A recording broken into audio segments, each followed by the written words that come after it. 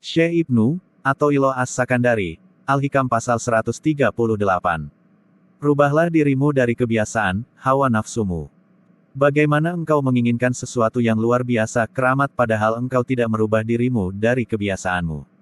Syarah Qorqul Awaid ialah, perkara yang tidak masuk akal, kejadian-kejadian yang luar biasa SPT, berjalan di atas air, melipat jarak dan waktu, sehingga bisa pergi ke ujung barat dan timur dengan satu langkah kaki del. Bagaimana kau akan dapat mencapai yang demikian, Qorqul Awaid, padahal kau sendiri belum bisa mengekang hawa nafsu dan keinginanmu, padahal kau belum dapat melepaskan kehendakmu untuk menyerah pasrah pada kehendak Allah. Keramat Qorqul Awaid itu tidak diberikan oleh Allah, kecuali pada orang yang sudah bisa melenyapkan kehendak diri sendiri dan menentang keinginan hawa nafsunya sendiri. Qorqul Awaid itu ada beberapa macam, kalau keluar dari seorang nabi disebut mujizat. Kalau keluar dari seorang wali disebut karomah. Kalau keluar dari orang solih disebut maunah. Tapi kalau keluar dari orang yang menentang hukum Allah disebut istidroj, panglulon. Karomah itu ada dua macam. 1.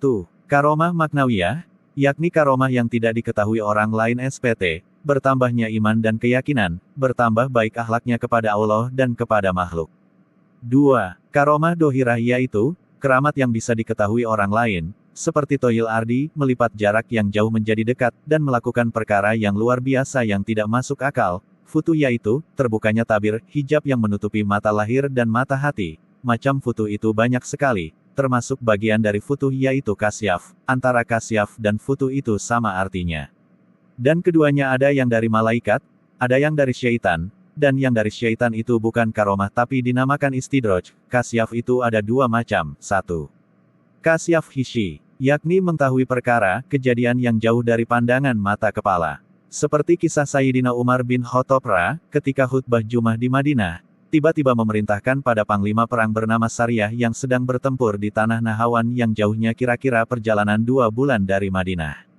Umar berkata, "Ya Sariyah al-Jabal. Hai Sariyah, awas, musuh ada di atas gunung."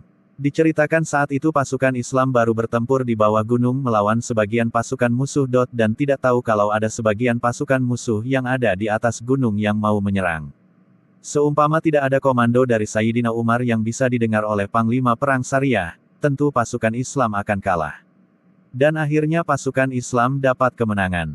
Setelah pasukan kembali ke Madinah, komando dari Sayyidina Umar dicocokkan dengan penduduk Madinah ternyata benar. 2. Kasyaf manawi yaitu, mengetahui perkara yang di luar dari alam syahadah, alam nyata.